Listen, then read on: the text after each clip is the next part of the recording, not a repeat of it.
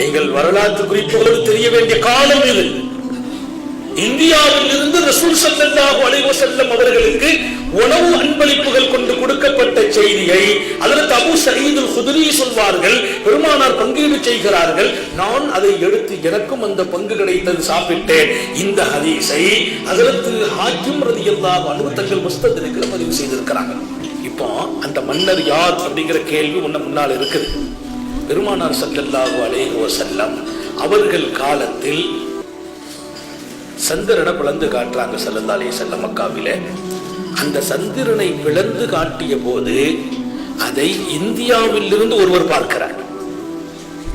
பெருமானார் ஸல்லல்லாஹு அலைஹி வஸல்லம் சந்திரனை பிளந்து காட்டுகிறார்கள்.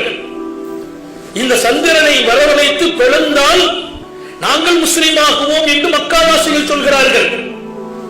அப்படி சொன்ன போது சர்க்கார் ஆலம் ஸல்லல்லாஹு அலைஹி வஸல்லம் சந்திரனை பிளக்கிறார்கள். அது இரண்டாக பிளக்கிறது. பிளந்த சந்திரன் மீண்டும் இணைகிறது. இது மக்கமா நகரத்தில் அந்த மக்கள் கண் முன்னால் பார்க்கிறார்கள். இந்த சந்திரன் பிளந்து அது மீண்டும் இணைந்ததை இந்தியாவில் ஒருவர் பார்க்கிறார். பார்த்தவர் பிரமித்து போகிறார், ஆச்சரியப்படுகிறார். என்ன காட்சி இது? எங்கே நடக்கிறது? சந்திரன் மக்காவுக்கு ஒரு சந்திரனும் இந்தியாவுக்கு இன்னொரு சந்திரனும் இல்லை. அது பிறந்த காட்சியை இந்திய திருநாட்டில் ஒருவர் பார்க்கிறார். இந்தியா இஸ்லாத்தோடு எத்தனை பெரிய தொடர்புடையது என்பதை இங்கே நீங்கள் புரிந்து கொள்ள வேண்டும். அவர் பார்த்து விட்டு அன்றைய காலத்தில் வாழ்ந்த அறிஞர்களை போய் சந்தித்து கேட்கிறார். இப்படி நான் ஒரு காட்சி கண்டேன். கேட்டவர்கள் அது கனவில்லா என்று கேட்டார்கள். கனவில் இல்லை, கண் முன்னால் பார்த்தேன். கனவல்ல, சந்திரன் விளக்கும் கனவல்ல, அது விளந்ததை கண்ணால் பார்த்தேன்.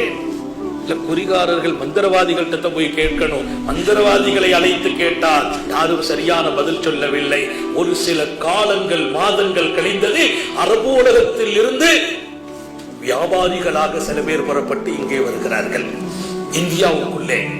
அவர்கள் வந்திருக்கிறார்கள் என்ற செய்தி அறிந்து இந்த மனிதர் அவர்களை போய் சந்தித்து கேட்கிறார். இப்படி ஒரு காட்சி நான் கண்டேன், உங்களுக்கு இதற்கு விளக்கம் உண்டா என்று கேட்டார். அவர்கள் ஆச்சரியப்பட்டு போகிறார்கள். ஆம், விளக்கமா? உண்மையில் பிளந்தது.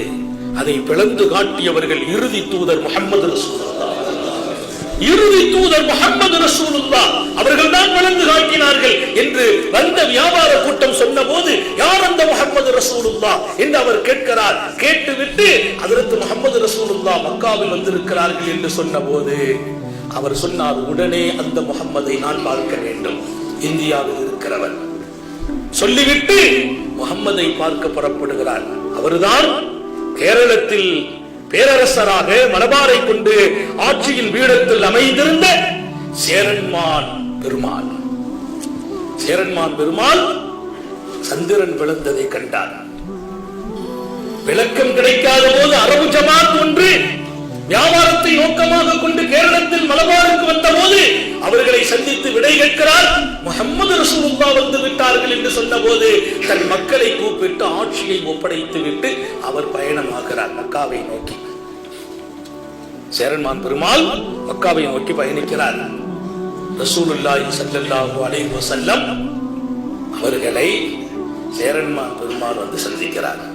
நபி அவர்களை சந்தித்து ஆரத்தழுவி அணைத்துக் கொண்டு அண்ணலாரை பார்த்து பெருமிதப்பட்டு அந்த காட்சி நான் கண்டேன் என்று சுபச்செய்தியை ரசூலிடத்தில் சொல்லி, நபி ஸல்லல்லாஹு அலைஹி வஸல்லம் யார் என்று தெரியாமல் அவர் ஒரு கட்டத்தில் இருந்த போதிலும் மக்காவில் ஒரு பெரிய மனிதர் என்று அறிந்து அன்றைக்கு அன்பளிப்பு உணவு பண்டத்தை கொடுத்து அனுப்பியதும் இந்த சேரன்மான்.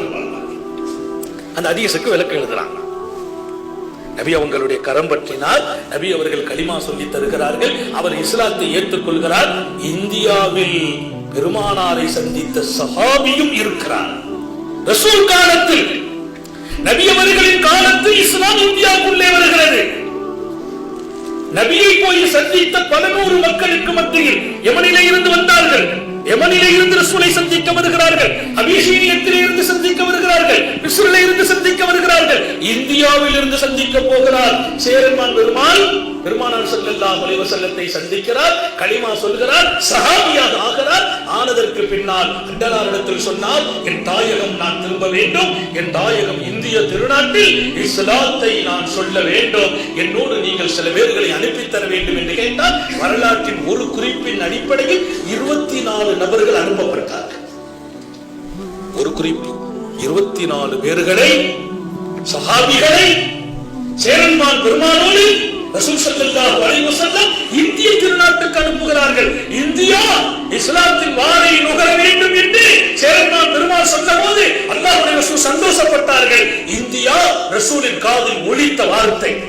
கியாமத் வரைக்கும் இந்திய மண்ணில் இஸ்லாம் வேரோண்டி இருக்கும் என்று சொல்வதை தாண்டி இஸ்லாம் இந்த மண்ணில் இன்ஷா அல்லாஹ் முழுமை பெறும். அல்லாஹ் தௌஃபீக் செய்வானாக. பெருமானாரின் செவியில் எடுத்த வார்த்தை 24 பேர் கொண்ட அன்னலாரின் அருமை தோழர்கள் சேரன்மான் பெருமானோடு அனுப்பப்படும் செய்தியை வரலாற்று ஆய்வு சொல்லும். அவர் புறப்பட்டு வருகிறார், இந்தியாவை நோக்கி வருகிறார், தன் தோழர்களை அழைத்து வருகிறார்.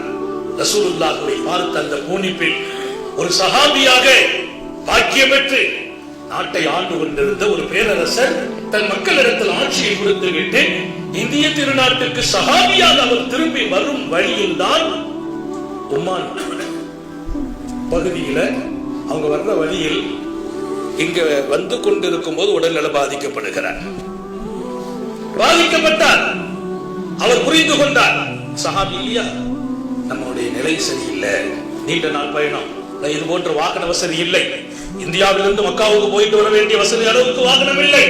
அவர் வரும் வழியில் அங்க இருக்கிறவங்கள்ட்ட நிலைமை அறிஞ்சி தோழர்கள்ட்ட சொன்னால், என்னுடைய நிலை சரியில்லை, நீங்க இந்தியாவுக்கு போங்க, என்னுடைய மக்கள் ஆட்சி செய்யறாங்க, இந்த கடிதத்தை அங்க கொடுங்கன்னு ஒரு கடிதம் எழுதுறார். அந்த கடிதத்தில் அவர் குறிப்பிடுகிறார், கண்மணி நாயகம் ஸல்லல்லாஹு அலைஹி வஸல்லம் அவர்களை சந்தித்து அவர்களின் கரம் பற்றி நான் கலிமா சொல்லி என்னை நான் இஸ்லாத்தில் பாக்கியமாக ஆக்கியிருக்கிறேன். என் மக்களே, நீங்கள் இந்த கடிதம் கொண்டு வருகிறவர்களை கண்ணியப்படுத்தி நம்முடைய நாட்டில் இஸ்லாமிய அறப்பணியை அவர்கள் செய்வதற்கும் ரசூல் ஸல்லல்லாஹு அலைஹி வஸல்லத்தின் தொடர்புடைய மக்களை உருவாக்குவதற்கும் நம்முடைய அரசின் சார்பாக இவர்களுக்கு நீங்கள் எல்லா வகையான ஒத்துழைப்பும் தர வேண்டும் என்று தன் மக்களுக்கு கடிதம் ஒன்றை எழுதி சேரன்மான் பெருமாள் அந்த சஹாபாக்களின் கைகளில் கொடுத்துவிட்டு அவர் அங்கிருந்து அதே இடத்தில் ஒரு சில நாட்கள் உடல்நலம் குறைந்து அங்கேயே வஃபாத் ஆகிறார். அங்கதான் அடக்கஸ்தலம் இருக்கு.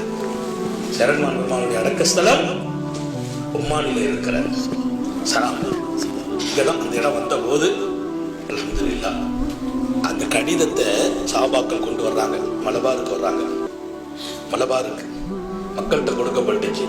மலபாரிலே இஸ்லாம் நீங்க பார்க்கலாம், இந்தியாவின் முதல் பள்ளிவாசல் மலபார்ல கட்டப்பட்டுச்சு. கொடுங்கலூர்ல முதல் பள்ளி மஸ்ஜித் அவ்வல் மஸ்ஜித் இந்தியாவில் நிர்மாணிக்கப்பட்ட முதல் பள்ளிவாசல் மலபாரினுடைய கொடுங்கலூரில். அந்த பள்ளிவாசலுக்கு பேர் என்ன தெரியுமா? மஸ்ஜித் சேரன்மான் பெருமாள். மஸ்ஜித் சேரன்மான், சேரன்மானுடைய பேரிலேயே பள்ளிவாசல். இப்பவும் அந்த பள்ளிவாசல் ஆபாதா இருக்கு, மலபார்ல இருக்கு. இஸ்லாம் உருவாகுது இந்தியாவிலே, ரசூலுல்லாஹ்வுடைய காலத்தில் உருவாகுது. பெருமானாரை பார்த்த சஹாபி இந்தியாவிலும் ஒருவர் மக்காவிலே சந்தித்திருக்கிறார். நாம் கொடுத்து வைத்த மக்கள் இஸ்லாம் அப்படி வளர்ந்து அப்படி அங்கே வந்த சஹாபாக்களின் அந்த ஜமாத்தை அவர்களுடைய மக்கள் முதலிலே கலிமா சொல்லி முஸ்லிமாகி கேரளத்தில் அந்த ஜமாத் மிகப்பெரிய பணியை துவங்கி இஸ்லாத்தின் வளர்ச்சி கேரளாவை தொட்டு, அப்போது இந்தியா என்பது சின்ன நாடல்ல, பங்களாதேஷ் இந்தியாவோடு இருக்கிறது, கொழும்பு இந்தியாவோடு இருக்கிறது, பாகிஸ்தான் இந்தியாவோடு இருக்கிறது. இந்தியா ஒரு அகந்த பெரிய நிலவரப்புக்கு சொந்தம். பாகிஸ்தான் இந்தியாவோடு, பங்களாதேஷ் இந்தியாவோடு, இலங்கை கொழும்பு இந்தியாவோடு.